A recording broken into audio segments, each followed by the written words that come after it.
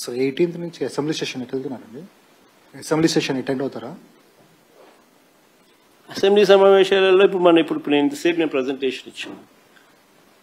ఈ ఇచ్చిన ఇంతసేపు ప్రజెంటేషన్ నాకు అసెంబ్లీలో కూడా ఈ మాదిరిగా ఇవ్వగలిగితే ప్రజల సమస్యలు బయటికి వస్తాయి. ప్రజల సమస్యలు మనం చెప్పగలుగుతాం.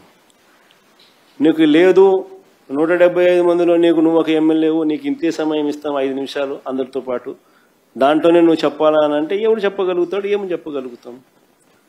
నేను ఇంతసేపు ప్రజెంటేషన్ ఇస్తే 3 టాపిక్ల మీద మీకు పూర్తి అవగాహన ఇచ్చిన. ఇంతసేపు మీరు నాకు అవకాశం ఇచ్చితే